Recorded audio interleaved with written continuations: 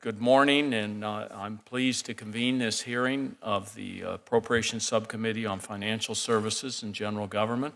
And first, I want to welcome my ranking member, Senator Mike Johans. And we don't have anybody else here, but we expect a few to show up. But great to be here with you and share this opportunity to learn from our FCC members that are here. I also want to... Mr. Chairman, sometimes it's about quality, not quantity. Yeah, that's right. That's right. They're very, very well put. Yeah. We've got real quality here. There's no doubt about it. And I also want to welcome our witnesses, Chairman Tom Wheeler, who recently was confirmed as the new chairman of the FCC. I want to thank you for your service and look forward to your testimony today. And also with us is Commissioner Ajit Pai. Really good to have you with us again and look forward to your testimony as well. The FCC has been very busy on a number of initiatives that are critical to many Americans, and these are initiatives that I strongly support. The FCC is modernizing the almost $9 billion Universal Service Fund to expand access to vital communication systems for everyone in America. The United States invented the internet, but now we lag behind many countries in broadband access. This is especially so in rural parts of New Mexico, so I'm pleased to see new broadband and wireless investments in my home state and on tribal lands, and that's all thanks to universal service reforms.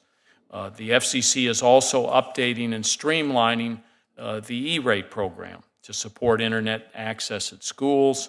In New Mexico, E-rate already makes a big difference, benefiting over 350 schools and libraries and more than 370,000 school children. There's no doubt, as you both know, that we live in an internet age. And as Chairman Wheeler has noted, every student in America should have access to state-of-the-art tools for education.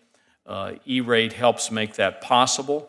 In 2012, Congress authorized the FCC to conduct spectrum auctions to make more spectrum available for mobile broadband use. This fuels innovation in wireless technologies. It helps build FirstNet, our nation's public safety broadcast network for first responders, and it will generate significant revenue for the U.S. Treasury. The FCC also has a crucial safety and security role. Our nation's communication networks do more than just keep us in touch with friends and family. In emergency situations, these networks save lives. This committee explored these issues at a hearing I chaired last fall and how we can improve emergency communication. So I look forward to an update from you about the progress that's being made there. The FCC request for this fiscal year is in 2015 funding is $375 million. This is a modest increase from the fiscal year 2014 enacted level. FCC spending is fully offset, as we all know, by regulatory fees and from spectrum auctions. This committee has an important oversight responsibility, ensuring that the FCC uses that money wisely for the American people. There are two basic questions. What are the resource needs of the FCC, and what are the consequences of the shortfalls? I have the honor of chairing this subcommittee and serving with Senator Johans, and I look forward to working with him to advance these critical FCC initiatives. And Chairman Wheeler, I wanted to focus, you've mentioned this, both of us have mentioned the $36 million increase, which is a 10% increase.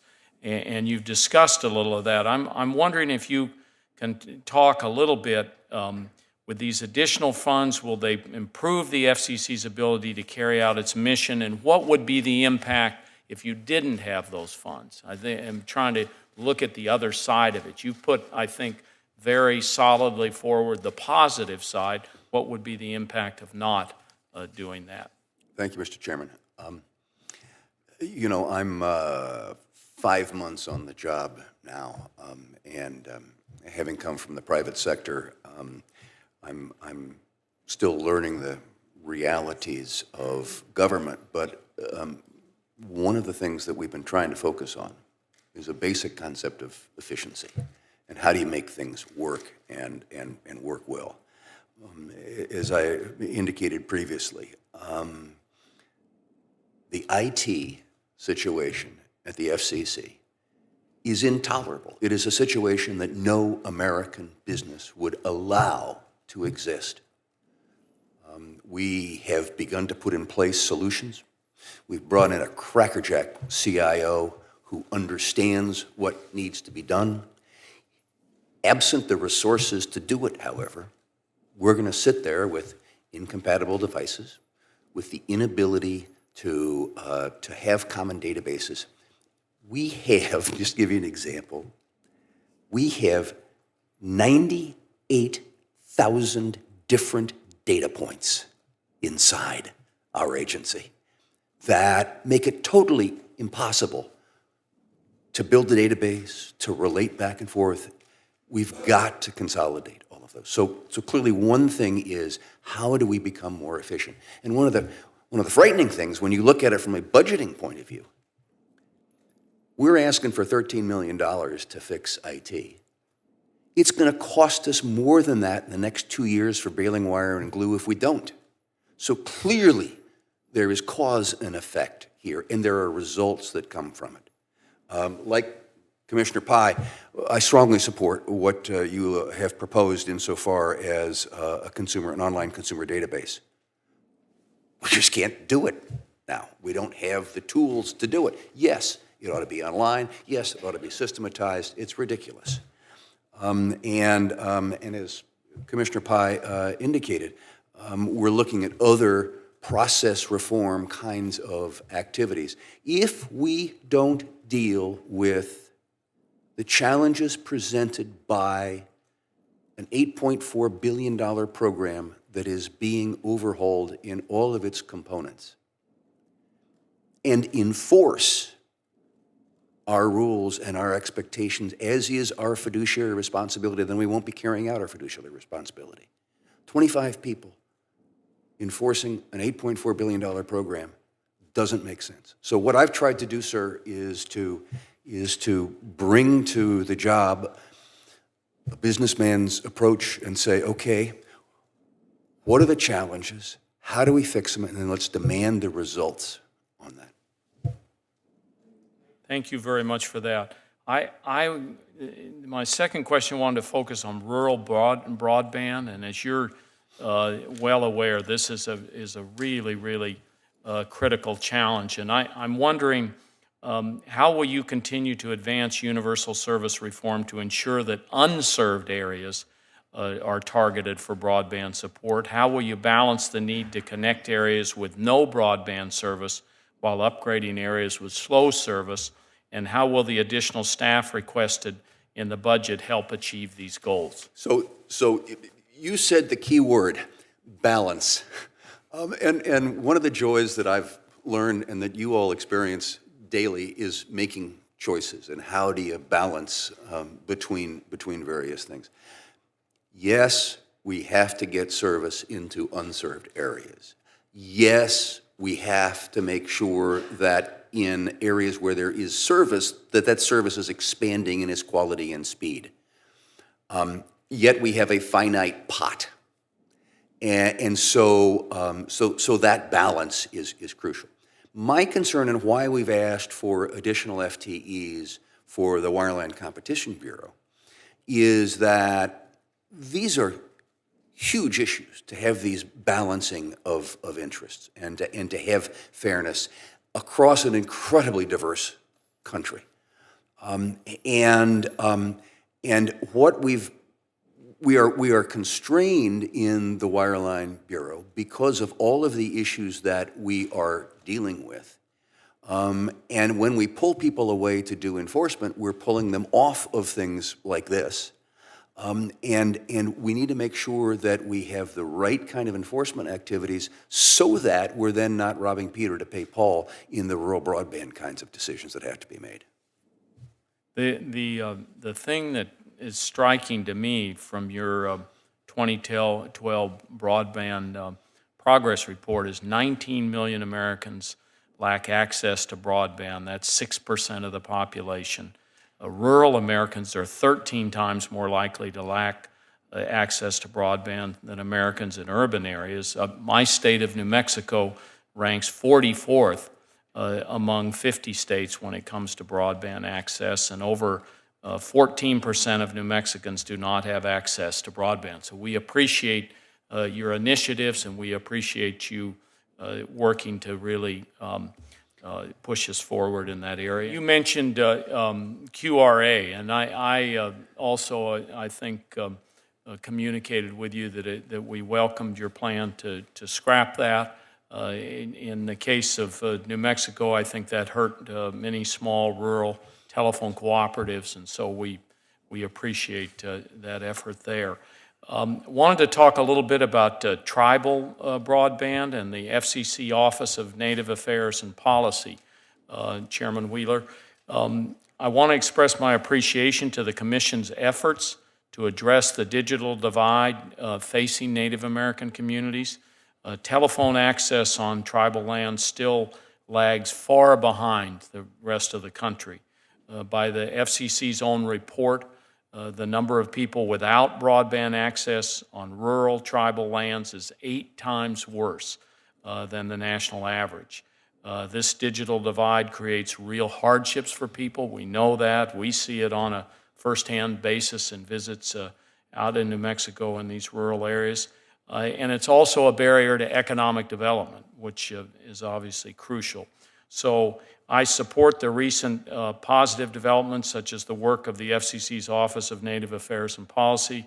I'm concerned, however, that the FCC's budget request does not include specific funding to support this office's critical mission for Indian country, which encompasses, as you know, 565 federally recognized tribes, approximately 231 federally recognized Native Alaskan entities, and about 38,000 beneficiaries of Hawaiian homelands. Can you explain to me how the FCC budget request will address the telecommunications challenges facing Native American communities, and how high a priority are tribal issues to you? Yes, sir. Thank you. The only reason it isn't spelled out in the budget is that you don't spell out offices, but I can assure you that the $300,000 that this committee has in the past suggested and it was affected by sequestration is definitely in there and will be appropriately spent. Insofar as our policy with regard to tribal lands, I met probably 3 weeks ago with leaders of the Native American community. And I told them several things. First of all, I learned something. I learned about the concept of trusteeship and how I am a trustee that I didn't know. And I learned about how the concept of consultation is not the use of the word that I've always grown up using it, that there are specific responsibilities associated with that. And I committed to these leaders, and I committed in front of their large meeting several things. One, that we would improve the consultation. 2, that I took the trusteeship seriously. And 3, that I wanted their help on 3 specific goals. One is improving broadband in Indian country. 2 is dealing with the question of access to the spectrum that passes over Indian country. And 3 is assuring the diversity of voices, which is the question of priority licensing for radio stations that operate in Indian country.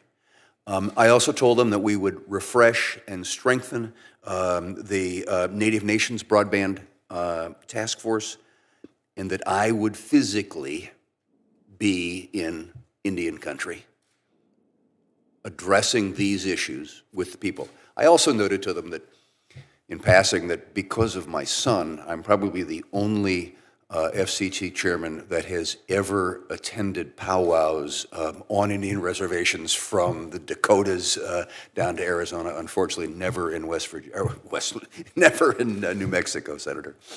Great, thank you.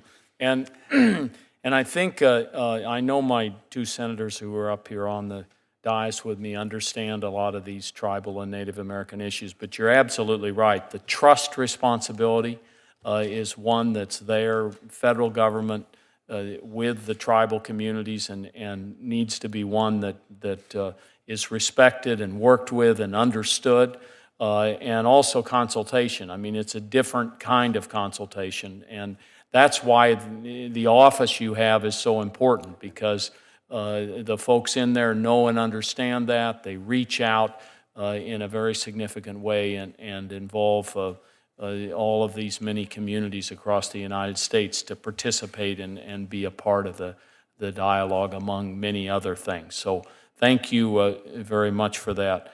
I'm going to try to get one more question in here on E-rate, and I mentioned the importance of E-rate in my opening remarks, and I'm excited about the potential innovations to help improve student achievement. Could you expand on your testimony about how E-rate could be modernized to better meet the needs of schools in the current broadband era? Yes, sir.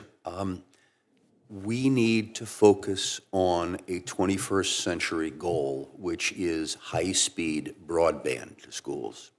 When the E-rate was put in place in 1996, the world was a little different. We were talking about dial-up modems then, and the idea of connecting school was quite different. We are in a situation today where we're spending $2.4 billion on the E-rate, and over half of that is not going to high-speed broadband. Now, over the years, paying for pagers, paying for dial-up voice service, paying for cell phone service, things like this were logical. But the world has changed. And I'm back to, we've got to make decisions on how we spend a finite pot of money. And so we're in the process right now of developing a new rulemaking, which we'll bring to the commission this summer, that modernizes the E-rate program to focus on the delivery of broadband as a priority, to make sure that rural America doesn't end up dealing with the leftovers, as it often has in the P2, part 2 of the program. Making sure that it is less burdensome on the schools. I mean, first of all, back to the IT issue, it's done on paper. It's really ridiculous in the way it's done, and it's done annually. Continuing on to make sure that there is efficiency in the way in which the program is both administered at our level and at the local level, and that the buying is done right, that we emphasize buying consortia who can get better prices, and that we create a structure that does that. And that's what we're doing in this new modernization order. Thank you, and thank you both Senator Johans and Senator Moran for participating today. Really appreciate that. I want to thank everybody who participated in the hearing, and especially our staff members who I think worked very closely with your staff to make this a successful hearing, and appreciate hearing from the top officials of the FCC about the resource needs and the opportunity to explore a number of important and timely issues. Today's discussion has provided helpful insights, I think, into the FCC's operations and really the challenges that you all face. This information will be instructive as Congress moves forward with our work on the fiscal year 2015 funding. With that, I believe our hearing is concluded. And let me also say the hearing record will remain open until next Thursday, April 3rd at 12 noon for subcommittee members to submit statements and/or questions to be submitted to witnesses for the record. And with the subcommittee being concluded, the subcommittee is hereby adjourned. Thank you.